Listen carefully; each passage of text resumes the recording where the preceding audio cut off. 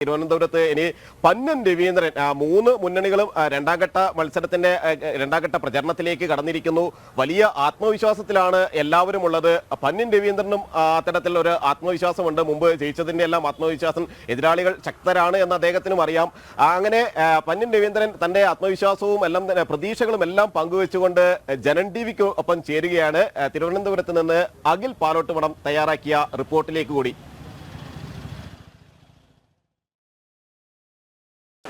ലോക്സഭാ തെരഞ്ഞെടുപ്പ് അതിആവേശമായി തിരുവനന്തപുരത്ത് പുരോഗമിക്കുകയാണ്. അതീവ ചൂടിൽ തെരഞ്ഞെടുപ്പ് ചൂടും ഒരു രണ്ടാംഘട്ട പ്രചരണത്തിലേക്ക് കടക്കുകയാണ്. മൂന്ന് മുന്നണികളുടെയും തെരഞ്ഞെടുപ്പ് കൺവെൻഷൻ അടക്കം പൂർത്തീകരിച്ചു. അതിൽ ആദ്യ തെരഞ്ഞെടുപ്പ് കൺവെൻഷൻ പൂർത്തീകരിച്ചത് LDF സ്ഥാനാർത്ഥിയുടെയാണ്. ഇപ്പോൾ അദ്ദേഹം തന്നെ ചേരുന്നുണ്ട്, പന്നൻ രവീന്ദ്രൻ.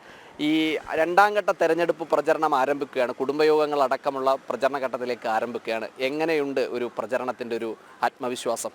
നമ്മൾ ആത്മവിശ്വാസം തന്നെയാണ്. ഞങ്ങൾ ആത്മവിശ്വാസത്തിലാണ്, വളരെയേറെ ആത്മവിശ്വാസത്തിലാണ്.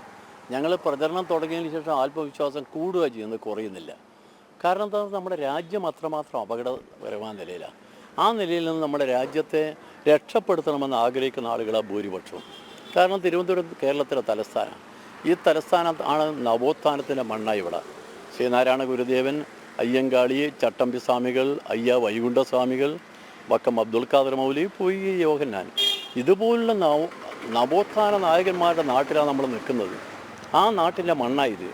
ഇതിലൊരു പ്രധാനപ്പെട്ട മറ്റൊരു കാര്യം കൂടി ഉള്ളത് രവിയേട്ട, ഇതിൽ നമ്മുടെ ഈ തെരഞ്ഞെടുപ്പിൽ കഴിഞ്ഞ 2 തവണത്തെ ഒരു പരാജയമുണ്ട് CPയെ സംബന്ധിച്ചിടത്തോളം. CPയുടെ സംസ്ഥാന സെക്രട്ടറി തന്നെ സൂചിപ്പിച്ചത് മുൻ MP ആയിട്ടുള്ള പാർട്ടിയുടെ ഏറ്റവും സമ്പന്നതരായ നേതാവിലൂടെ ഇപ്രാവശ്യം നമ്മളത് തിരിച്ചു പിടിക്കുമെന്നതാണ് CPയുടെ സംസ്ഥാന സെക്രട്ടറി തന്നെ ഒരു വാദം. പക്ഷേ അതിലൊരു പ്രശ്നം എന്ന് പറയുന്നത്, അങ്ങ് തന്നെ 2004 അങ്ങ് MP ആയിരിക്കുന്നു, സിറ്റിംഗ് MP ആയിരുന്ന അങ്ങ് മത്സരത്തിൽ നിന്നും പിന്മാറുന്നു. ഇപ്പോൾ ചില സംഘടനാ കാര്യങ്ങളുണ്ട്. ഇടതുപക്ഷത്തിനും കമ്മ്യൂണിസ്റ്റ് പാർട്ടിക്കും ഒരു സംഘടനാ സംവിധാനമുണ്ട്. ചില ആൾക്കാർ പാർട്ടിയിൽ പ്രവർത്തിക്കണം, ചില ആൾക്കാർ ജനാധിപത്യപരമായി പാർലമെന്ററി രംഗത്തും പ്രവർത്തിക്കണം. പക്ഷേ ആ ഒരു സിറ്റിംഗ് MP മാറി നിൽക്കുമ്പോൾ ആ സ്ഥലത്തേക്ക് ഒരു പുതിയ ആൾ തിരഞ്ഞെടുക്കപ്പെടുന്നു. അവിടെ നിന്നും വലിയ ബഹുദൂരം പുറകിലേക്ക് പോകുന്നു. അതൊരു അതിജീവനത്തിന്റെ പോരാട്ടമായി തോന്നുന്നുണ്ടോ ഈ തെരഞ്ഞെടുപ്പ്? അത് നമ്മളെ പാർട്ടിയുടെ പൊതു തീരുമാനം, പുതിയ ആളുകൾക്ക് അവസരം കൊടുക്കാൻ. പക്ഷെ ഒരു സന്നിഗ്ധ ഘട്ടം വന്നാൽ ഏത് പാർട്ടി പ്രവർത്തകനും രാജ്യത്തിന് വേണ്ടിയും പ്രസ്ഥാനത്തിന് വേണ്ടിയും രംഗത്തിറങ്ങണമെന്നുള്ളത് നമ്മളൊക്കെ ബാല്യകാലത്തെ പഠിച്ച കാര്യങ്ങളാണ്. ആ കാര്യത്തിൻ്റെ അടിസ്ഥാനത്തിലാണ് ഞാൻ ഇറങ്ങിയിരിക്കുന്നത്. ഇന്ന് നമ്മുടെ നാട്ടിൽ ജീവനുള്ള സകല ആളുകളും ഈ ഭരണാധികാരി വർഗത്തിൻ്റെ നയങ്ങൾക്കെതിരായി പോരാടാൻ രംഗത്തിറങ്ങണമെന്ന് എനിക്ക് പൂർണ്ണ വിശ്വാസമാണ്. അതുകൊണ്ട് ഞാൻ ഇറങ്ങിയിരിക്കുക. ഇതൊരു ചാലഞ്ചായി കണ്ടുകൊണ്ടാണ് ഞാൻ രംഗത്തിറങ്ങിയിരിക്കുന്നത്.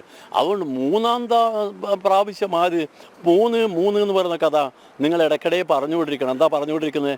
BJP ഒരു സീറ്റ് നേരത്തെ നിയമത്ത് കിട്ടിയപ്പം കേരളം ഭരിക്കുന്നു പറഞ്ഞ പാർട്ടിയാണ് BJP. ആ പാർട്ടിക്ക് 3 ഇടയ്ക്കിടെ പറഞ്ഞുകൊണ്ടിരിക്കണം. പറയുന്നതിൽ ഒരു പ്രശ്നമൊന്നുമില്ല. പക്ഷേ അതിനുശേഷം ഈ കേരളത്തിൽ ഒരു തെരഞ്ഞെടുപ്പ് നടന്നു, അസംബ്ലി തെരഞ്ഞെടുപ്പ്. ആ തെരഞ്ഞെടുപ്പിൽ നിങ്ങളുടെ നേതാക്കന്മാർ പറഞ്ഞ വാക്കില്ലേ, BJP നേതാക്കന്മാർ എന്തൊക്കെയാണ് നുണകൾ പറഞ്ഞത്? ആ നുണകളെല്ലാം ജനങ്ങൾ തള്ളിയില്ലേ? ഇടതുപക്ഷ ജനാധിപത്യ മുന്നണിക്ക് 99 സീറ്റുമായി അധികാരത്തിൽ വന്നില്ലേ?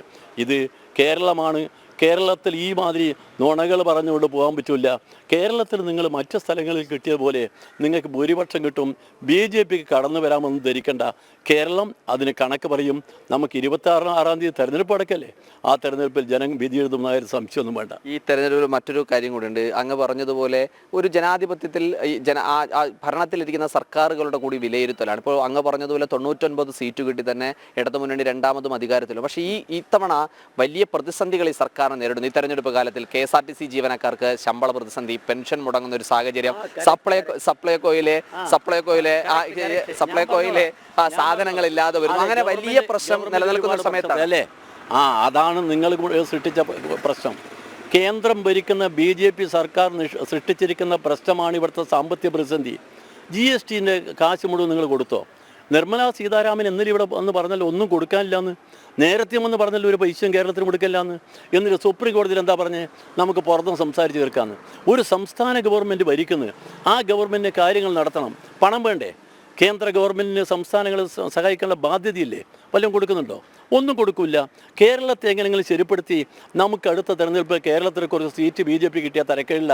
അതിനുവേണ്ടി സൂത്രപ്പണി നടത്തിക്കൊണ്ട് കേരളത്തിൽ കൊടുക്കാനുള്ള സാമ്പത്തിക സ്രോതസ് മുഴുവൻ തടഞ്ഞു വെച്ചുകൊണ്ട് കേരളത്തെ ശരിപ്പെടുത്താനല്ലേ? നടക്കാൻ പോകുന്നില്ല. BJP അത് ധരിക്കണ്ട.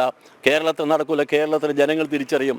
അവന് കൊടുക്കുന്ന 1600 രൂപ പെൻഷൻ കൊടുക്കാൻ പോലും നമുക്ക് പറ്റാതെ വിഷമിക്കേണ്ടി വന്നു. എന്തുകൊണ്ട്? കേന്ദ്രം തരേണ്ട കാശ് തന്നില്ല.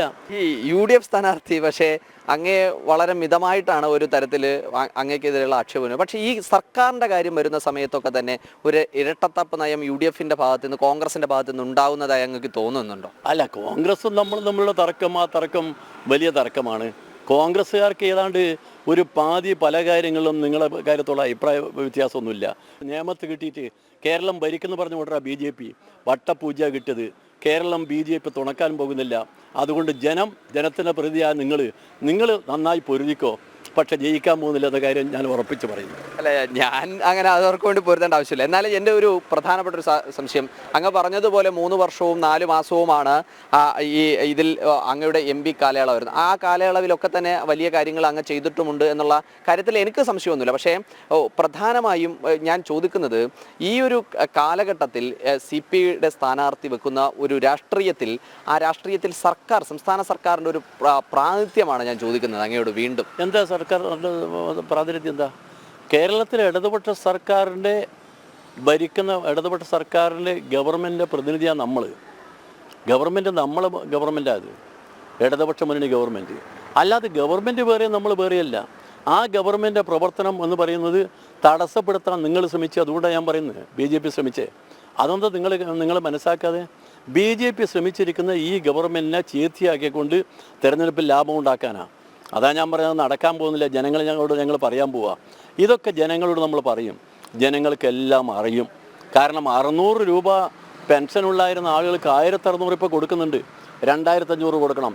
ഏത് നിലയിലും 2500 നമ്മളെ കാലാവധി കഴിയുമ്പോൾ കൊടുക്കുമെന്ന കാര്യം ഉറപ്പാണ്. അതിനാൽ നമ്മളുള്ള വഴിയുണ്ടാക്കും. അതുകൊണ്ട് കേന്ദ്ര ഗവൺമെൻറ് എന്ന് പറയുന്ന ഈ വലിയ വാളുപയോഗിച്ച് ED എന്ന് പറയുന്ന സാധനത്തിന് നാട്ടിലേക്ക് മുഴുവൻ അയച്ച് സംസ്ഥാന ഗവൺമെൻറ്റുകളെ പിരിച്ചുവിട്ട് ഇന്ത്യയിൽ ഭരിക്കാനാണ് നോക്കുന്നുണ്ടെങ്കിൽ നിങ്ങൾ എവിടേക്ക് പോകുന്നു എന്നുള്ളത് BJPക്കാർ കണ്ടറിയണം. നമുക്ക് കാണാം.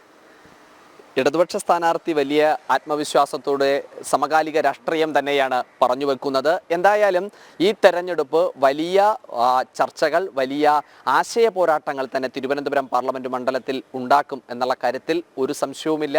തിരുവനന്തപുരത്ത് നിന്നും ക്യാമറമാൻ ഗോപകുമാറിനൊപ്പം അഖിൽ പാലൂട്ടുമഠം, ജനം, തിരുവനന്തപുരം.